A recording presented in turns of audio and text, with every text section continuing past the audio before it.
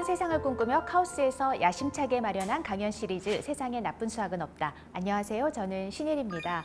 어느덧 새나수 시즌2를 마무리할 시간이 되었는데요. 자, 그래서 오늘은 특별히 그동안 새나수를 통해서 이 수학의 대중화를 힘써서 실천해 주신 5분의 수학자들과 함께 했는데요. 한 분씩 소개 부탁드리겠습니다. 네, 안녕하세요. 서울시립대학교 수학과 권도현입니다. 예, 안녕하세요. 포항공과대학교 수학과 최범준입니다. 안녕하세요. 저는 서울과학기술대학교 인공지능응용학과 그리고 새나수에서 막내를 맡고 있는 김현웅입니다. 네, 안녕하세요. 저는 인천대학교 수학과 이승재입니다. 네, 안녕하세요. 저는 아주대 수학과 박형주입니다. 네, 이렇게 5분의 수학자와 함께해서 더 특별한 오늘의 마지막 새나수, 그래서 그에 걸맞게 주제도 아주 특별한 걸 준비해 봤는데요. 바로 새나수가 뽑은 세상을 바꾼 7가지 방정식입니다.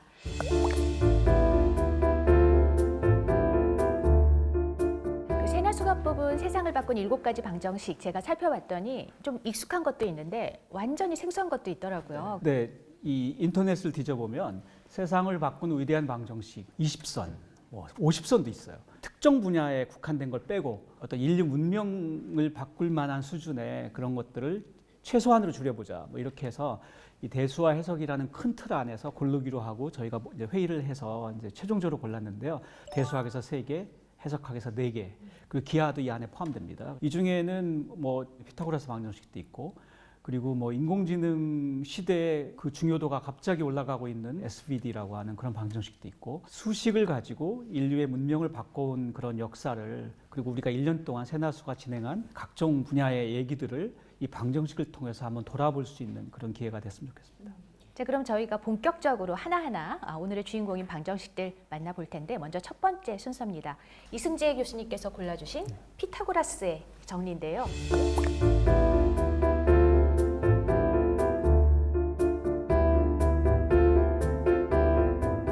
정말 오래된 방정식이지만 이 중요도라는 게 이제 수학이 증명이라는 게 어떤 것인가, 증명이 왜 중요한가 이런 것도 알 수 있고, 지금까지도 정말 항상 쓰이는 그런 방정식이라 어떻게 보면 시대를 정말 초월한 방정식이라고 생각해서 이제 당당히 첫 번째로 제가 일단 골라봤습니다. 네.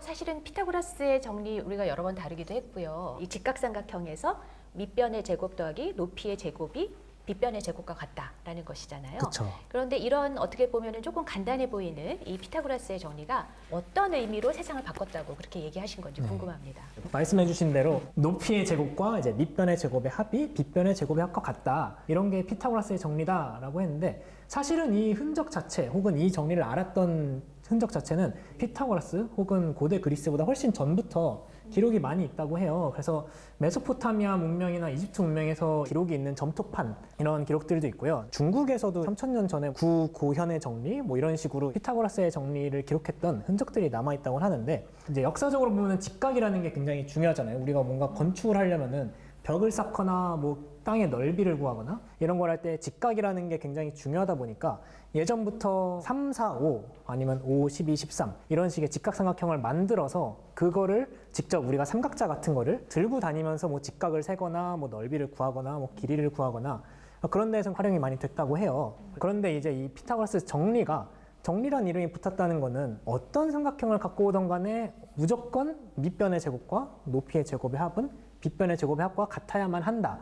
그러니까 이게 어떻게 보면 우주의 절대적인 진리다 같은 그런 얘기를 이제 할 수 있게 된 거죠. 어떻게 생각하면은 3, 4, 5 당연한 거 아니야? 이렇게 그렇죠. 생각할 수 있는데 그거를 증명해낸 사람들이 있다는 그런 말씀이시잖아요. 네. 이 피타고라스의 정리가 가장 많은 증명법이 나온 그런 방정식이라는 데 맞나요? 네. 그래서 피타고라스의 정리의 증명을 모아놓은 책 같은 것도 이렇게 있고요. 네. 그게 지금도 400몇 가지가 인정된 400몇 가지요? 네. 증명 방법이 있다고 해요. 그래서 이게 피타고라스가 직접 이렇게 증명을 했을 거다라는 것 중에 하나가 이제 정사각형을 먼저 그려놓고, 그럼 정사각형 한 변에 이제 A와 B로 이제 쪼개놓고 그 안에 삼각형을 그리면은 저 큰 정사각형의 넓이는 한 변이 A 더하기 B가 되는 거잖아요. 그렇죠. 그러니까 A 더하기 B의 제곱이고, 저 안에 들어가 있는 정사각형은 이제 C의 제곱이라, 그럼 그 둘의 차이를 생각하면은 이게 정확히 A 대 B 대 C로 만들어 놓은 정삼각형의 넓이의 4배가 된다. 그래서 그거를 이제 대수적인 공식으로 쓰면은 그 당시에는 대수적인 공식이 없었지만 저런 식으로 넓이를 비교할 수가 있고요. 그래서 저게 피타고라스가 했을 법한 정리다라고 이제 보통 알려져 있고 네. 그 외에도 여러 가지 대표적인 정리들이 몇 개 있는데요. 유클리드가 직접 했다고 하는 이제 두 삼각형에서 만들어지는 정사각형의 닮음 같은 거를 이제 이용하는 것도 있고요. 네. 이게 유클리드의 방법이고요. 아, 예. 이것도 본 기억이 있습니다. 네네, 이렇게 사각형 두 개를 옮겨가지고 서로 같은 넓이를 합치면 큰 사각형이 된다. 이런 네. 게 유클리드의 방법이고요. 되게 놀랍게도 이제 미국의 대통령이었던 이제 가필드 대통령이라는 사람이 있는데 그분도 이걸 하셨어요, 네, 증명을. 그 사람도 이제 직접 피타고라스의 정리에 새로운 증명을 만든 게 있어요. 어. 그래서 이 다음 슬라이드로 나오는 게 이제 가필드 대통령의 이제 이게 가필드 대통령이 증명하신 네네네. 거예요? 그래서 사다리꼴의 놀랍다. 넓이를 저 직각삼각형 두 개와 저 C로 만들어지는 직각삼각형으로 우리가 더해서 이제 넓이를 구할 수 있다. 그러니까 미국의 대통령도 했을 정도로 이제 사람들이 관심이 많은 거죠. 아니 근데 이게 뭐랄까 일종의 게임인 건가요? 왜 그러니까 다른 분들이 많이 증명을 하셨기 때문에 나만 빠질 수는 없어 뭐 이런 건가요? 그러니까 워낙 중요한 정리지만 동시에 이제 접근을 하기가 쉽기도 하고 결국은 A제곱 더하기 B제곱이 C의 제곱이다. 근데 그거를 정말 이런 다양한 방법으로 할 수 있다라는 것 자체가 수학이 얼마나 연결돼 있는가 이런 거를 좀 볼 수 있는 것 같아요. 그것도 있고 예를 들어서 그 유명한 그 방랑의 수학자 에돌 네. 씨가 한 네. 말 중에 북프루프라는 말이 있습니다. 그쵸. 책 증명. 뭐냐면 우리가 알고 있는 진실을 증명하는 여러 가지 방법들이 있지만 그 중에 가장 아름답고 단순하고 우아한 증명이 딱 하나 있는데 그래서 그걸 북프루프라고 그랬어요. 신의 책에 있는 증명은 하나다. 그래서 그걸 찾는 과정이라고. 그러니까 여러 가지 증명을 하는 게 다 같이 있다는 거예요. 그러면 피타고라스의 정리 중에 북프루프는 뭐예요? 지금 많은 사람들이 인정하는 이거지 하는 게 있어요. 네. 제 생각에는 이건 이렇게 그냥 그림 한 장으로도 설명할 수 있는 정도의 아까 보셨던 피타고라스의 방법이나 유클리드의 방법 네. 이런 정도가 거의 북프루프이지 않을까. 단순하게 평면의 그림으로 모든 걸 할 수 있는. 그러니까 많은 책들의 그 예시로 그쵸, 지금까지 그쵸. 소개가 가장 됐었나 봐요. 이제- 이렇게 많은 분들이 증명에 뛰어든 이유가 증명을 통해서 수학이 발전하기 때문에 그런 점도 있는 게 아닐까 싶거든요. 어떤가요? 그렇죠. 네. 그러니까 증명을 통해서 수학이 발전하는 것도 있고 증명이라는 건 어떻게 보면 켜켜이 쌓여 나가면서 이제 변하지 않는 세상의 뭐 진리 같은 그런 얘기를 잠깐 했었는데 예전에 이제 하디라는 또 다른 유명한 수학자가 수학의 정리에 대한 얘기를 하면서 이제 그런 얘기를 한 적이 있어요. 이제 아이스클로스는 잊혀지더라도 아르키메데스는 영원히 기억될 것이다. 뭐 이런 얘기를 하면서 언어는 소멸하지만 수학적 아이디어는 불멸하기 때문이다. 어쩌면 불멸이란 말이 이제 가당치 않을 수도 있지만 그래도 수학만큼 불멸에 가까운 학문이 없을 것이다. 뭐 이런 비슷한 얘기를 남긴 적이 있어요. 근데 좋은 수학 정리라는 거 보통 증명을 통해서 수학을 발전시키기도 하지만 그만큼 이제 세상을 바꾸는 활용을 또 해야 되잖아요. 네. 피타고라스 정리의 가장 중요한 근본적인 이제 중요성은 이 방정식이 거리를 알려주는 방정식이 됩니다.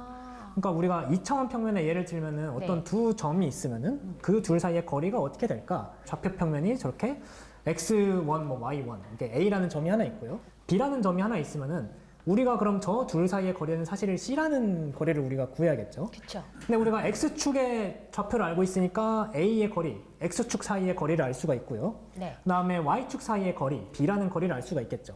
그럼 저렇게 직각삼각형이 생기니까 a제곱 더하기 b제곱은 c제곱을 통해서 우리가 두 점 사이의 거리를 항상 구할 수 있게 됩니다. 네. 예를 들면 뭐 에라토스테네스라든지 히파르코스 이런 사람들이 저거를 활용해서 지구와 태양 사이의 거리 혹은 지구 둘레의 거리 이런 것들을 이제 직각삼각형 피타고라스 정리 뭐 삼각법 이런 걸 사용해서 그 당시 고대 그리스에도 구했던 적도 있고요. 저희는 사실 2차원이 아니라 3차원에 살고 있잖아요. 그러니까 x축, y축, z축이 있어야겠죠.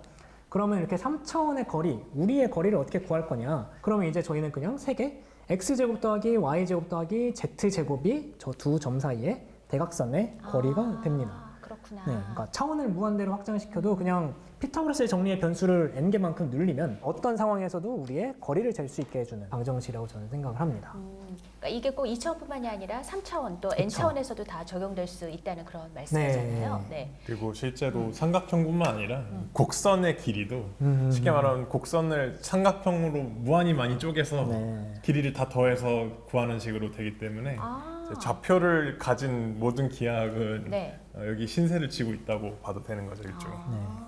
심지어 자연어 처리 모델의 핵심 중에 하나는 단어들을 고차원 벡터로 바꿔서 벡터의 거리를 재는 건데 거기서도 이런 개념으로 거리를 재요. 그렇구나. 그런데 저 지금 또 변형된 그 식을 보니까 우리 예전에 저기다 n을 집어넣어서 페르마의 마지막 정리 배웠던 그 생각이 나는 거예요. 음. 네, 그래서 이제 이렇게 자연스럽게 두 번째 방정식을 소개하는 순서로 넘어가면 어떨까 합니다. 네. 박형주 네. 교수님이 준비하셨죠? 네.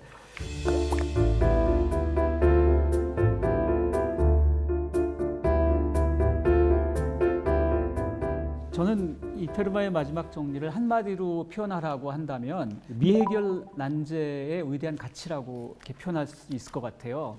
이 문제는 358년 동안 미해결 난제로 남아 있다가 결국 20세기 말에 해결된 문제거든요.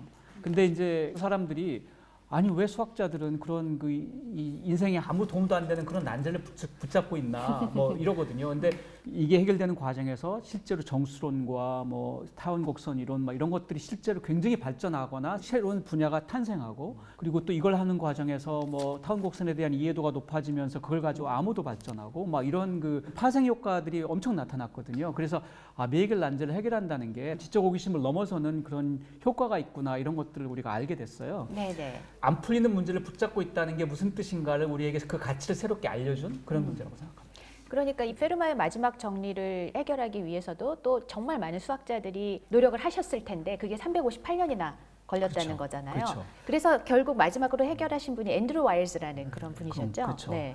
이제 앤드루 와일즈가 해결을 했다고 생각하고 발표를 했는데 거기에 결국은 이제 오류가 발견돼서 저희가 그거 네, 다뤘었죠. 네, 그래서 결국은 그 제자인 리차드 테일러와 협업을 통해서 해결해서 지금은 우리가 앤드루 와일즈와 리차드 테일러가 같이 해결했다라고 보통 하는데요. 이 페르마의 마지막 문제라고 불리는 이 모양은 그 아까 우리가 다뤘던 피타고라스 정리에서 나오는 피타고라스 방정식과 상당히 흡사하죠. 근데 이 페르마의 마지막 문제는 그 제곱을 이제 3승, 4승, 5승 이렇게 올린 거예요. 우리가 알다시피 n이 2일 때는 그게 정확히 피타고라스 방정식이 돼요. 2일 때는 있잖아요. 3, 4, 5가 되잖아요. 이 피타고라스 방정식은 항상 그 자연수로 된 해가 3개가 있다. 이건 우리가 다 잘 알고 있는데 이 3 이상일 때는 어떻게 될까라는 게 페르마의 마지막 문제인데요. 1637년 페르마가 디오판투스의 이제 아리트메티카라고 하는 그런 책을 읽다가 이 문제에 비슷한 게 나온 거예요. 그랬더니 자기가 열심히 생각해 보더니 자기가 해결했다고 여백에 쓰려고 하다가 여백이 너무 좁아서 여기다 지금 너무 좁아서 못 쓰겠네라고 썼어요. 근데 이게 이제 수학계 일대 사건이죠. 왜냐하면 그 뒤로 아무도 이거를 재생을 못한 거예요. 결국 그 이후로 이게 이제 한 358년 동안 이 문제가 수많은 수학자들을 좌절에 빠뜨리고 이랬던 문제가 됐는데요. 아까 그 피타고라스 정리가 가장 많은 서로 다른 증명법이 존재하는 그런 문제라고 이제 말씀하셨는데 이 페르마 문제는 가장 많은 틀린 증명이 발표된 문제라고 할 수 있어요. 아까 앤드루 와일스조차도 처음에 얘기했던 거는 틀렸다면서요. 그렇죠. 그래서 제자랑 같이 올바른 것을 그렇죠. 올바른 증명을 예, 다시 그러니까 도전했다면서요. 심지어 위대한 수학자들도 많아요. 이 잘못된 증명을 발표했던 분 중에 1908년인데요. 그 독일의 그 기업가인 볼프스켈이라는 분이 상금을 걸었어요. 그 당시로는 상당히 거금을 걸고 이걸 풀면 상금을 주겠다 걸었는데요. 공표한 그 해에만 621개의 잘못된 증명이 접수됐다고 합니다. 그게 1908년인데 1970년대까지도 서너 개 이상의 잘못된 증명이 매년 발표됐고요. 그리고 이걸 증명했다고 발표했던 수학자들 중에는 상당히 유명한 대수학자들도 있어요. 그래서 이제 대가들도 실수를 하는구나. 그래서 약간 의안도 되고 그랬던 건데요. 농담으로 유망한 젊은 수학자를 망가뜨릴 수 있는 그런 악마적인 문제라는 그런 시각도 있었어요. 실제로 앤드루 와일스도 그 케임브리지 대학원에 들어갔는데 대학원에 가서 자기가 이걸로 박사 논문을 하겠다고 그랬어요. 지도 교수가 너 이거를 박사 논문으로 할 거면 너 나가라. 너 내 제자가 아니다. 그래서 논문을 머금고 네. 이 문제를 포기했다고 합니다.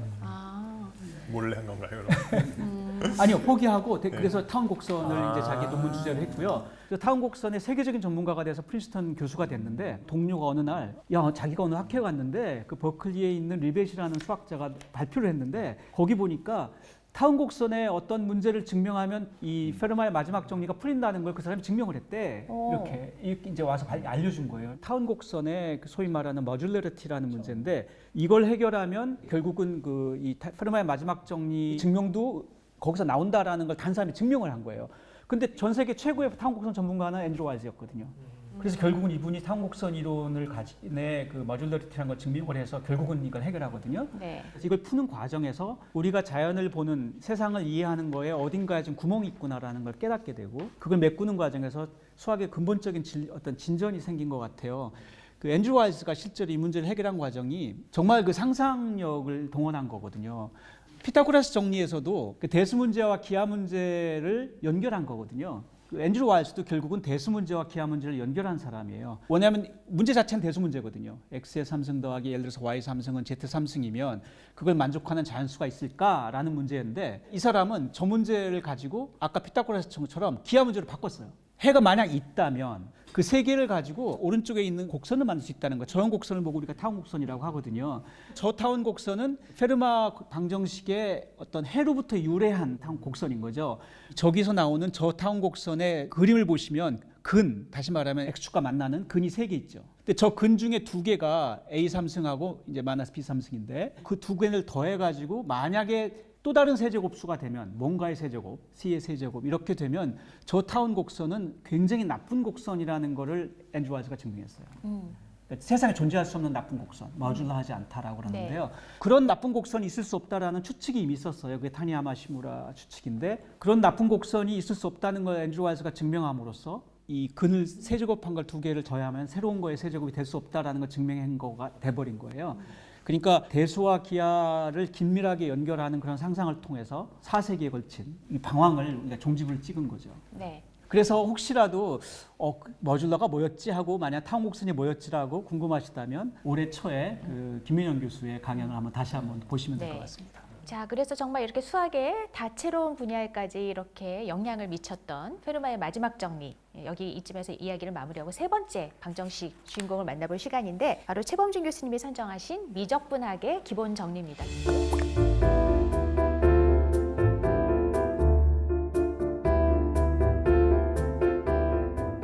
예, 미적분학은 모두 아시다시피 미분과 적분을 연구하는 학문이죠. 근데 이제 그 둘의 정의만 놓고 보면은 아무런 관련이 없어 보이거든요. 근데 이 기본 정리야말로 둘이 필수 불가결하게 서로를 보완하는 존재라는 것을 알려주기도 하죠. 네. 그래서 브릿지를 놓는 정리라는 측면에서 저는 선정을 했고요. 네. 이 정리 자체가 가지는 그 의미가 있어요. 쉽게 말하면 이제 모든 작은 그 변화를 더하면은 어떤 경계에서의 입출입으로 이게 표현이 된다라는 의미를 갖고 있거든요. 네. 그게 갖는 물리적인 그리고 기하학적인 의미들을 한번 살펴보도록 하겠습니다. 네.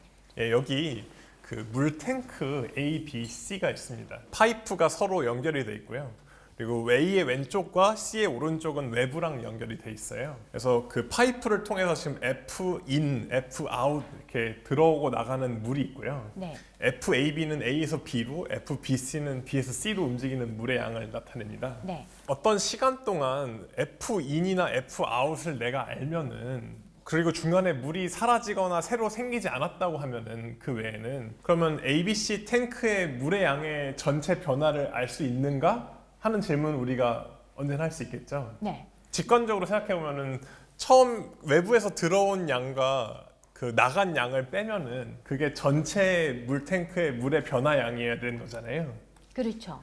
예, 그게 제가 생각하는 미적분학 기본 정리의 아주 간단한 원리입니다. 아, 이게 미적분학의 기본 정리예요? 예, 여기 델타 A라는 양은 A라는 물탱크의 물의 변화량입니다. 그래서 어떻게 표현할 수 있을까요?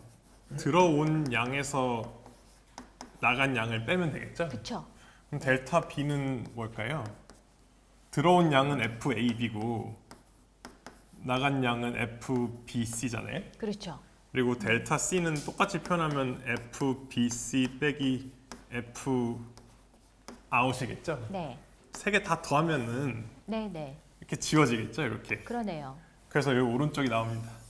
이거를 아주 어려운 말로 수학자들은 뭐 텔레스코핑 아이덴티티다 이런 걸 하는데 결론은 안쪽에서 들어가고 나온 양이 서로 상쇄가 돼서 전체 변화량이 외부에서 들어오고 나간 양으로밖에 표현이 안 된다. 핵심은 이겁니다. 우리가 A와 B, C 각각의 변화량을 알게 해주는 요값들을 몰라도 전체의 변화량은 어떻게든 알 수 있다는 게 이 공식의 핵심입니다. 예, 그래서 이게 미적분학의 기본 정리입니다. 지금 말씀해 주신 것을 공식으로 예, 표현하면 이거를 이렇게 된다는 거죠. ABC가 네. 아니라 물탱크를 무한히 많이 만들고 이거를 함수라고 놓고 하다 보면 이런 게 나와요. 그래서 네, 의미는 똑같은데 네. 왼쪽은 뭐냐면은 A와 B라는 구간 사이의 F에 네. 각 점에서의 물의 변화를 모두 다 그것을 더한 거고요. 적분한 거고. 오른쪽은 입구와 출구죠. 끝점에서 물이 들어가고 나간 양의 차이다. 그거를 빼준 거네요. 라는 식으로 이해하시면 됩니다. 어쨌든 우리가 지금 세상을 바꾼 방정식에 대한 이야기를 하고 있잖아요. 예, 그래서 맞습니다. 이 미적분학의 기본 정리가 어떻게 세상을 바꿨나요? 일단은 이거를 이용해야만 우리가 뭐 맥스웰 방정식이라든지 네. 중력 방정식이라든지 이런 모든 것들의 기본적인 그 아이디어를 주고요. 네. 그리고 이게 또 담고 있는 게 왼쪽은 어떤 차원이 높은 적분이고 네. 오른쪽은 그거를 더 낮은 차원에서의 적분으로 바꿀 수 있다는 걸 의미하거든요. 이거를 잘 설명할 수 있는 예를 하나 가져왔습니다. 네. 예, 이거는 가우스 법칙. 수학 문제가 아니고요. 이건 물리 법칙입니다. 네. 질량이 있는 물체는 중력을 만들어내죠. 그렇죠. 두 질량이 서로 당기는 힘을 나타내는데 이걸 표현하는 다른 방식 중에 하나가 중력장이라는 아이디어가 있습니다. 중력장. 어떤 색으로 생각하시냐면 질량이 하나 있으면은 얘가 그 잡아당기는 벡터 같은 화살표들을 만들고요. 여기 왼쪽에 있는. 네. 그럼 이제 다른 질량이 어떤 점에 놓이면 그 화살표 방향을 따라서 중력이 작용하는 걸로 네. 생각할 수 있습니다. 그래서 네. 이 F는 그 중력들의 방향과 크기를 나타낸 화살표예요. 네. 가우스 법칙이 이게 중력에도 적용되고 전하나 여러 가지 현상들에 적용이 되는데 뭘 말하고 있냐면은 거꾸로 요 중력장을 일종의 다이버전스라고 하는 미분을 취하면은 네. 그 점에서의 질량의 값을 알 수 있다라는 물리 법칙이 있습니다. 여기까지는 미적분학의 기본 정리와는 아무 상관이 없는 네. 물리 정리입니다. 근데 일단 저 식 자체가 예. 그런 뜻이에요. 예, 지금 맞습니다. 말씀하신 예. 그런 뜻이에요. 원래는 질량이 중력장을 만드는데 네. 그냥 이거 거꾸로 생각하면 중력장을 내가 알고 있으면은 걔를 잘 미분해서 그 점에서의 질량을 알 수 알 수 있다는 있다. 뜻입니다. 예. 역으로 역산을 해서. 그렇죠. 예. 네. 알겠습니다. 근데 이제 저는 좀 더 어려운 식 가져왔어요. 네. 얘야말로 그 미적분학의 기본 정리 아까 그거를 이제 3차원으로 확장한 정리입니다. 그래서 아까 미적분학 기본 정리는 1차원 적분을 양 끝점에서의 함수값의 차이로 알 수 있다는 거였잖아요. 네. 그거는 쉽게 말하면 1차원 적분을 0차원 적분으로 할 수 있다는 얘기고요. 아, 네. 얘는 3차원 적분을 2차원 적분으로 할 수 있다는 얘기입니다. 그래서 F라는 그 화살표들이 있고요. 네. 이 오메가라는 영역은 안쪽이고 네. 파셜 오메가라고 적힌 건 그 가장자리 곡선입니다. 네. 실제로는 2차원 공면이겠죠. 오른쪽은 뭐냐면은 저 화살표 방향으로 만약에 물이 흐른다고 하면은 그 물이 1초 동안 흘러나가는 양을 그 매저합니다. 만약에 물이 저 빨간색 화살표의 방향과 속력으로 빠져나가면은 1초 동안 들어가고 나가는 양을 그 표면에서 계산할 수 있을 텐데 그게 그게 오른쪽이고요. 오른쪽에 있는 거예요. 왼쪽은 거의 미적분학 기분 정리처럼 이제 그 F의 미분을 안쪽에서 적분한 거랑 같다. 그런 뜻이거든요. 그러니까 이제 물리의 가우스 법칙이나 이 가우스 발산 정리도 기본적으로는 아까 말씀하신 네. 그 미적분학의 기본 원리가 바탕이 되었다는 그런 맞습니다. 말씀이신 정확히 거잖아요. 미적분학의 네. 기본 정리를 고차원으로 확장하면은 요 식이 돼서 이 식이 말하는 거 뭐냐면 가장자리에서 저 물의 흐름을 입출입을 더하면은 그게 안쪽에서 얼마만큼 들어가고 나갔는지를 다 더한 양과 같다. 네. 라는 뜻이 되죠. 그래서 네. 이제 공학이나 물리를 전공하시는 분들은 정말 이제 밥 먹듯이 쓸 수밖에 없는 그런 정리이고요. 예를 들면 뭐 유체 역학을 내가 시뮬레이션을 한다고 할 때도 아, 필요하고요. 그리고 네. 저는 보이고 싶은 건 이거를 아까 본 가우스 법칙과 네. 합쳐보고 싶습니다. 아, 그럼 법칙과 이제 이 다음 발산 정리로, 정리를요. 네. 그러면 어떤 식이 나오냐면 제가 이렇게 적었는데 왼쪽은 뭐냐면은 그 중력장을 어떤 그 영역 표면에서 더한 거고요. 그러면은 그 가우스 법칙에서는 이게 뭐랑 같아야 되냐면은 그 F의 아까 본 미분의 적분이거든요. 이게 뭘 나타내는 거냐면은 네. 내가 어떤 오메가라는 영역 안에 있는 질량을 알고 싶어요. 그러면은 이 법칙이 말하는 거는 그 질량이 만드는 중력장을 네. 그 오메가 영역 밖에서의 적분으로만 표현할 수 있다. 물리에 나타나는 일종의 보존 법칙을 우리가 미적분학으로 잘 설명할 수 있다. 이런 네. 말 하고 싶었습니다. 그래서 제가 굳이 물탱크를 가져온 네. 이유도 네. 우리가 그런 F를 표면에서 적분한 거를 영어로는 플럭스라고 하거든요. 아, 그래서 마치 유체가 면을 타고 흘러나가는 양을 계산한다는 의미를 갖고 있기 때문에 이렇게 생각할 수 있고요. 또 제 전공은 기하학이니까 네. 몇 가지만 좀만 더 설명을 드리면은 네. 제 강연에서 했던 가우스 보네 정리의 가장 쉬운 케이스거든요. 가우스 보네는 곡면인데 얘는 곡선이에요. 그래서 이제 어떤 곡선의 곡률을 다 적분하면은 2파이여야 된다라는 정리인데, 이것도 사실 어떤 종류의 보존 법칙이냐면은 내가 곡선을 한 바퀴 돌고 돌아오면은 네. 그 곡선이 이상하게 꼬여 있지 않으면은 내 곡선이 어떻게 생겼든 간에 한 바퀴밖에 돌 수가 없는 거잖아요. 네, 그렇죠. 그거를 미적분학으로 표현한 게 왼쪽의 정리입니다. 제가 이 세상에서 가장 중요한 미적분학의 정리 두 개를 가우스의 놀라운 정리와 정리랑 가우스 보내 정리. 정리라고 했는데, 가우스 보내 정리조차도 미적분학의 기본 정리의 원리를 그대로 따르기 때문에 같이 담아왔습니다. 이걸 고차원으로 확장하면은 저희가 다뤘던 네. 2차원에서 보는 가우스 보내 정리고요. 네, 그리고 이런 것들을 발전시키는 이론이 이제 수학에서는 뭐 코호몰로지 시어리라는 게 있어요. 어떤 함수의 적분 향상 잘 존재하는가 이런 거를 이제 네. 곡면이 어떻게 생겼는지, 아니면은 고차원 다양체가 어떻게 생겼는지 이런 걸로 연구할 수 있는 학문이 있고요. 대수기하나 이런 쪽으로 확장하면은 유명한 뭐 아티아 싱어 인덱스 정리라든가 순수 수학과 응용 수학의 수많은 이론이 미적분학의 기본 정리에서부터 시작됐다고 저는 생각합니다. 저도 여기서 첨언을 하나 하자면은, 이게 역사적으로는 지금은 우리가 너무 쉽게 미적분 이렇게 얘기를 하지만, 사실은 미분이 발전한 역사와 적분이 발전한 역사가 굉장히 다르거든요. 네. 한쪽은 이제 넓이를 구하느라 뭐 구분구절 이렇게 시작을 했고, 미분은 이제 정말 작은 것들, 변화량, 기울기 이런 걸 했는데, 어느 순간 봤더니 정말 이 둘이 사실은 그냥 동전의 양면이더라. 우리가 네. 이쪽과 이쪽을 같이 할 수 있더라 하는 두 중요한 이제 다른 발전 분야를 합친 기본 정리라고 할 수 있습니다. 실생활 네. 응용에 대해서 조금 그 말씀을 드리고 싶은 게, 응용에서도 엄청 중요하게 사용이 되는데, 유체 역학을 모사하는 방정식이 아주 어려운 방정식이 있다라는 걸 배우셨잖아요. 나비의 스톡스 네네네. 방정식. 그 네. 방정식의 해를 아주 정확하게 구하는 거는 당연히 엄청나게 어려운 일이기 그거 때문에, 난제라고 제가 들었던 것 그렇죠. 같은데요. 그래서 수체 해석을 하는 분들은 그것의 근사해를 구하는데 일종의 가짜해죠. 근데 그 가짜해를 구하는 여러 가지 방식들과 제약 조건들이 있을 텐데, 그 제약 조건을 이 미적분학의 기본 정리와 같은 제약 조건을 줘요. 들어간 양만큼 나와야 된다라는 규칙을 만족하는 식으로 가짜해를 만들어 주는 거예요. 왜냐하면 네. 가짜해를 만들었는데 들어가는 양과 나오는 양의 균형이 안 맞는 가짜해예요. 그러면 이거는 물리적으로 큰 의미가 없는 거잖아요. 그래서 최소한 그 조건은 그쵸. 만족시키는 네네네. 근사값을 구해야 네네. 한다. 거기서도 네. 이 미적분학의 기본 정리가 중요한 역할을 합니다. 네, 그럼 저희가 다음으로 네 번째 주인공을 만나볼 시간인데 어떤 방정식인가요? 이승재 교수님. 네. Fundamental Theorem of Algebra. 대수학의 근본 정리를 이제 가져왔는데요.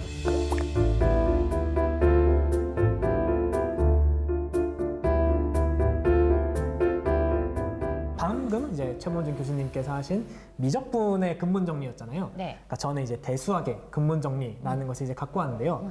설명은 사실 조금 어려워요. 보통은 이제 상수가 아닌 복수, 개수, 다항식은 항상 복수수근을 갖는다. 네. 라고 표현을 하기도 하고요. 이제 네. 조금 더 바꿔서 뭐 n차 복수 다항식은 무조건 n개의 복수근을 갖는다. 라고 이제 표현할 수 있습니다. 예를 들어서 네. x제곱 더하기 1이라는 다항식이 있어요.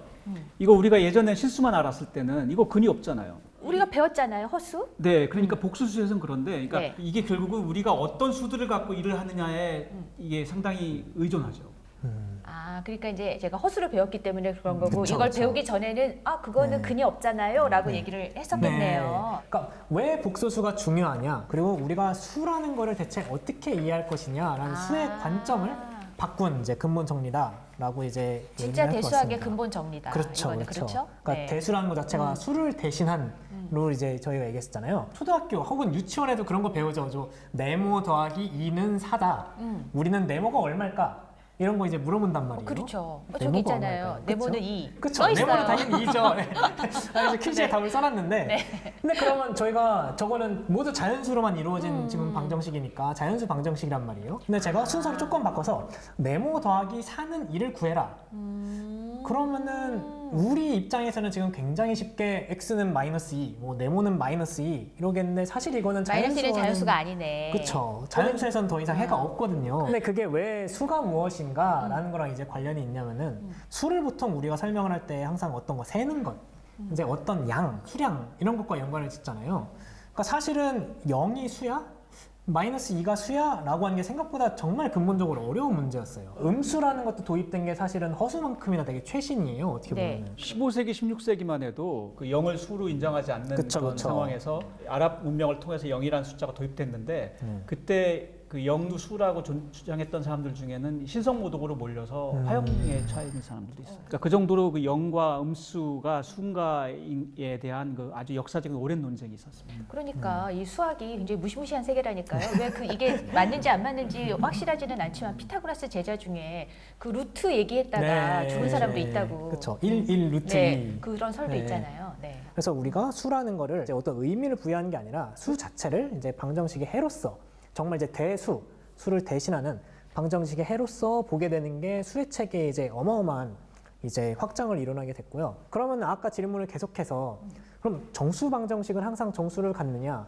그렇지 않는 유리수 같은 게 나오겠죠. 그러면은 과연 유리수 방정식은 유리수 해를 갖느냐?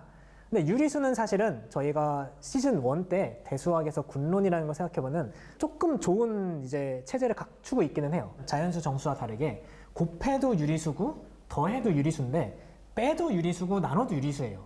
그러니까 유리수는 어떻게 보면 사칙 연산의 전체에 대해서 닫혀 있거든요. 우리가 0으로 나누는 것만 제외를 하면. 네네. 그래서 그런 거를 우리가 보통 이제 군을 이룬다라고 이제 얘기를 했었고. 맞아요. 군을 이룬다. 그러니까 유리수는 어떻게 보면 우리가 체라고 부르는 그런 구조 중에 가장 작은 구조라고 이제 보통 얘기하거든요. 네.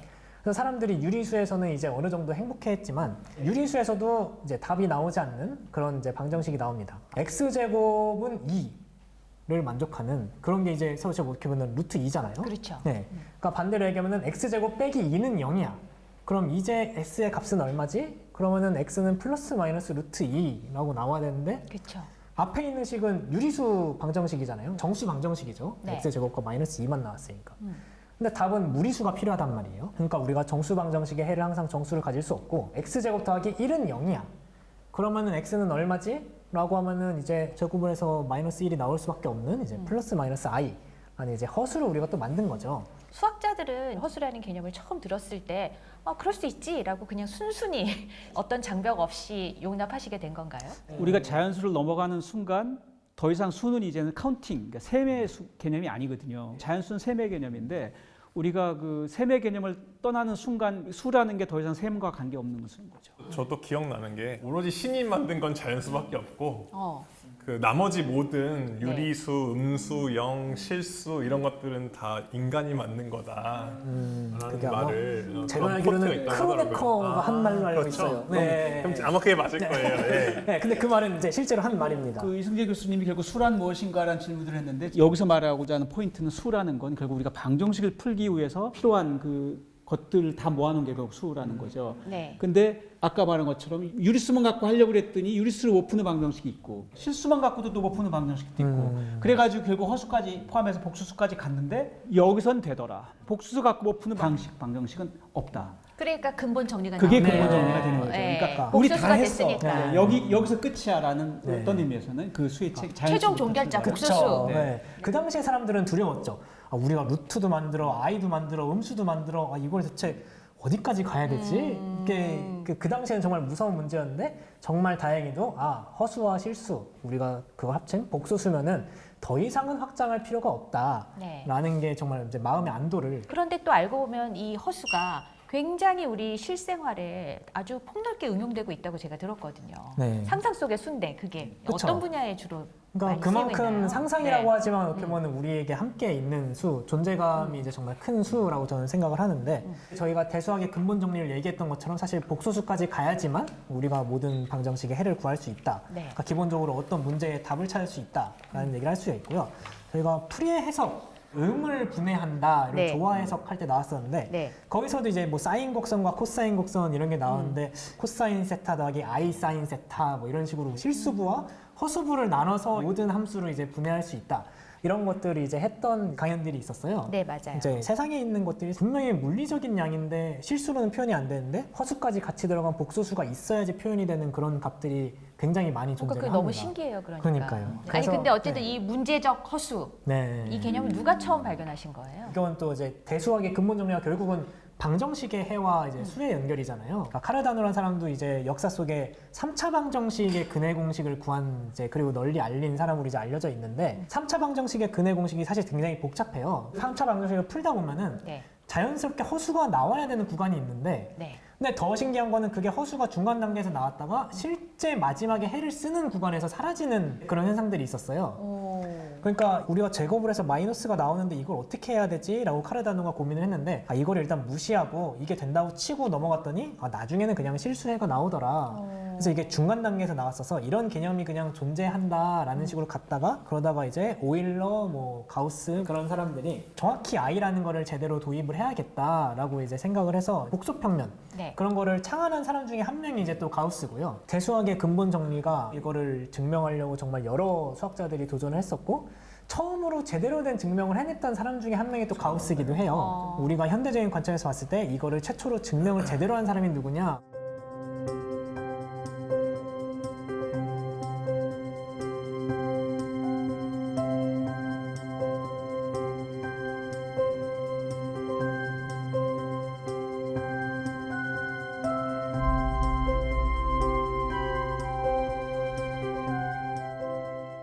제가 예를 하나만 준비를 해왔는데 이게 왜 여기서도 이제 허수만 복수수만 있으면 되는지 저런 방정식을 보시면 뭐 x제곱 빼기 2가 있으니까 플러스 마이너스 루트 2가 나오고 x제곱 더하기 1이 있으니까 막 플러스 마이너스 i가 나왔잖아요. 그러면은 제곱을 해서 i가 되는 수는 뭐냐? 이런 질문을 이제 할 수가 있겠죠. 제곱을 해서 i가 되는 수. 네. 제곱을 해서 i가 돼. 그러면은 허수보다 더 다른 뭔가 또 더 큰 수가 필요해 보이잖아요. 루트 i예요, 그러면? 그렇죠. 그러니까 루트 i는 과연 우리가 어떻게 할 거냐? 근데 루트 i는 놀랍게도 복소수가 되거든요. 이게 우리가 더 가지 않아도 된다라는 걸 알 수 있는 게 그러면 i가 있으면 루트 i는 새로운 수를 만들어야 되나? 라고 했는데 이제 저렇게 뭐 2분의 루트 2 더하기 2분의 루트 2 i의 제곱을 해보자 라고 하면은 a 더하기 b 제곱의 공식을 집어넣으면은 저게 사실은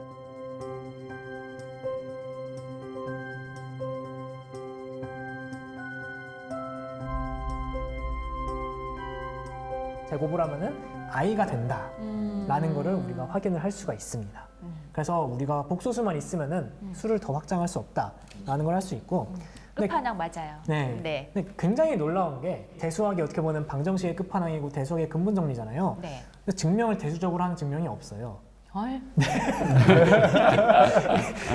그럼 뭘 동원해야 돼요, 이때? 이게 사실은 이제 해석학을 동원해야 됩니다. 해석학을 동원하거나 네. 미상수학을 동원해야 돼요. 대수학의 근본 정리를 약간 정리하자면 이 수란 무엇인가라는 그 인류의 오랜 탐색 끝에 복수수란 데까지 우리가 확장한 수를 끊임없이 확장했더니 자 거기서는 이제는 모든 다항 방정식은 다 이제 다 풀 수 있어.